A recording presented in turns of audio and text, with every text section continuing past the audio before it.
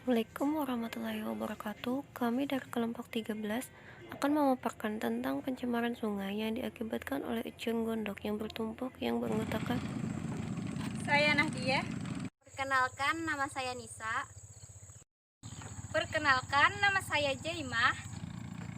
Saya Siti Nazmi Hafijah. Apa itu pencemaran air? Pencemaran air merupakan peristiwa masuknya zat atau komponen lain ke dalam perairan.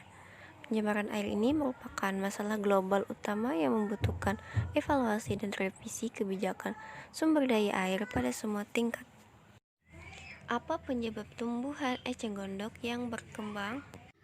Tumbuhan eceng gondok ialah tumbuhan ari yang mana banyak terdapat di perairan tawar seperti di sungai.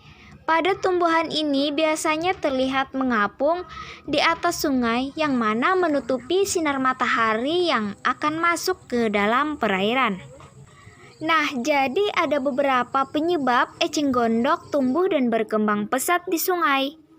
Di antaranya seperti limbah permukiman atau rumah tangga, yang menjadi salah satu penyebab pencemaran air diakibatkan oleh aktivitas manusia itu sendiri. Dan pada akhirnya pencemaran air ini juga memberikan dampak dan akibat merugikan bagi manusia itu pula. Selanjutnya seperti penggunaan deterjen yang berlebihan bisa merangsang tumbuhnya eceng gondok. Eceng gondok bisa tumbuh subur di sungai karena sebenarnya di sungai itu mengandung limbah organik yang berasal dari sampah organik, kompos, ataupun pupuk dari pertanian yang larut sangat tinggi. Apa dampak positif dan negatif eceng gondok? Dampak positif eceng gondok. 1. Manfaat bagi kesehatan. Tanaman eceng gondok ternyata mengandung zat besi, protein, karbohidrat, kalsium, kalori, dan fosfor.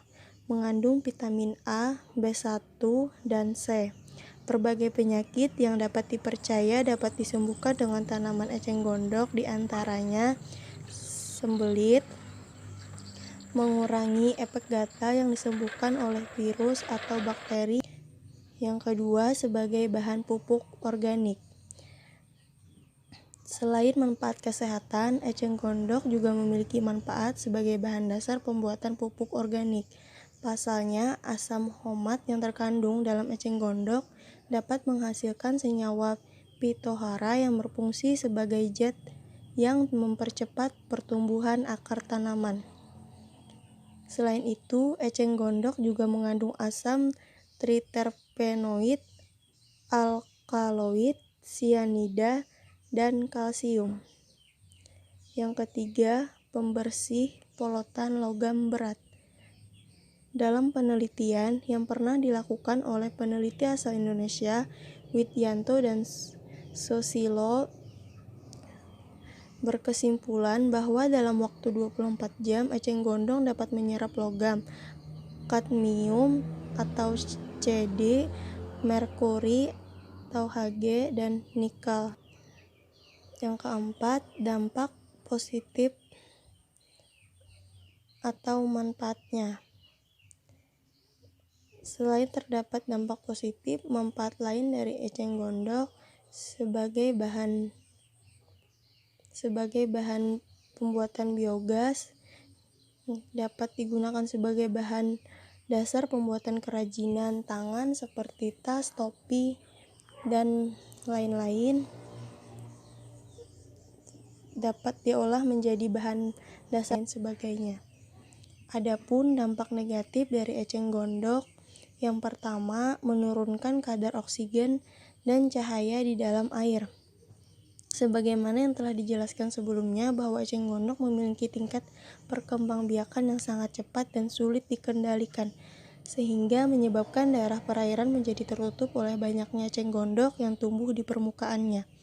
Oleh sebab itu, mengakibatkan intensitas cahaya yang masuk ke dalam air menjadi berkurang, dan kelarutan oksigen dalam air pun menjadi ikut berkurang. Yang kedua, mengganggu transportasi air. bagi sebagian masyarakat yang masih menggunakan air, khususnya seperti di daerah Danau Panggang yang masih menggunakan transportasi air.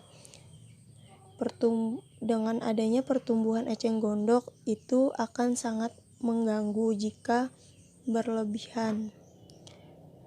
Karena banyaknya eceng gondok yang tumbuh akan menghambat pergerakan dari perahu yang mereka gunakan.